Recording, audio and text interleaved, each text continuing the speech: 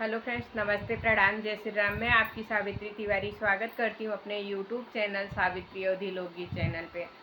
आप लोग मेरे चैनल को सब्सक्राइब कीजिए, लाइक कीजिए, शेयर कीजिए, कमेंट कीजिए। आप लोगों को मेरा गाना कैसा लगा कमेंट करके ज़रूर बताइए। और आज आप लोगों को बहुत ही सुंदर, बहुत ही प्यारा एक सोहर गीत सुना रही हूँ। आप लोगों को कैसा लगा कमेंट करके ज़रूर बताइए। गाना फुल वॉच करके सुनिएगा, गाने का आनंद जब ही आएगा। हर हर महादेव।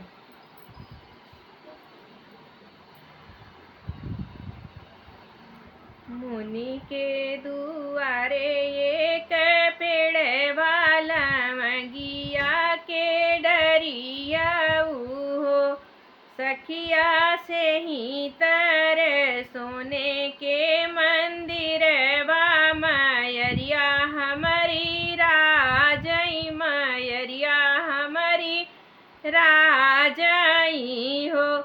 मुनि के दुआरे एक पेड़ वाला मगिया के डरिया हो, सखिया से ही तरे सोने के मंदिर वा मयरिया हमारी राजई, मयरिया हमारी राजई हो।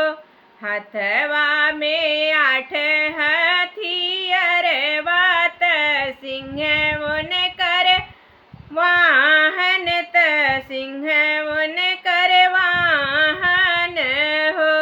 देवी माँ मथवा पे चंदा बिराजई, नाक में नथुनिया सोहई हो।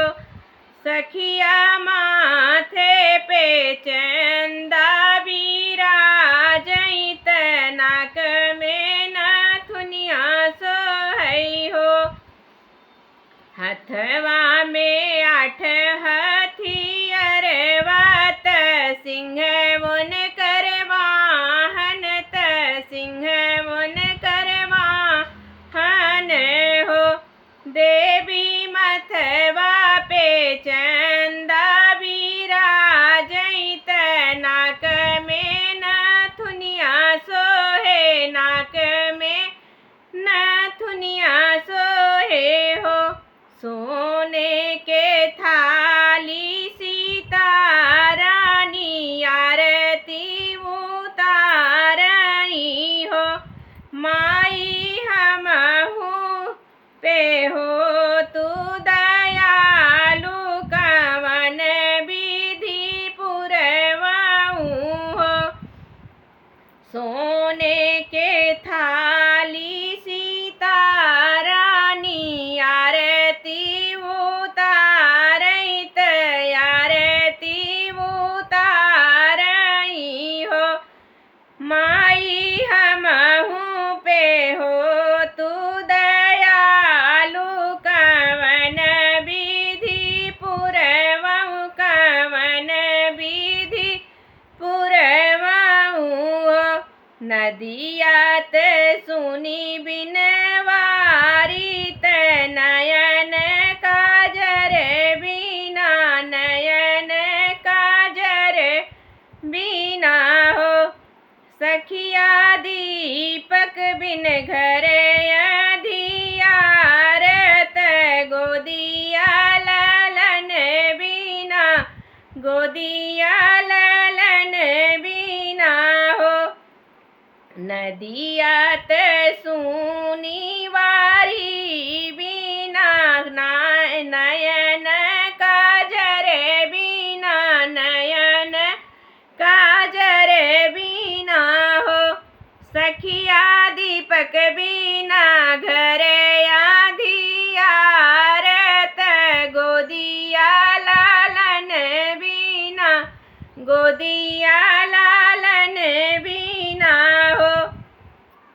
इतनी वचन सुनी देवी, मन में खुशी भाई, मन में खुशी भाई हो। सीता अब जीनी आऊ मंदिर वाला लन, तोहरे होई है आंगन, तो है आंगन होई है इतनी बचन सुनी देवी ते मन में खुशिया भाई, मन में खुशिया भाई हो।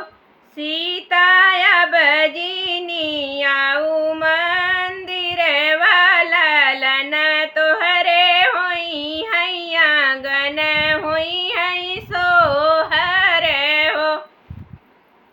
धन्यवाद। आप लोग गाना फुल वॉच करके सुनिएगा, जब भी गाने का आनंद आएगा। हर हर महादेव।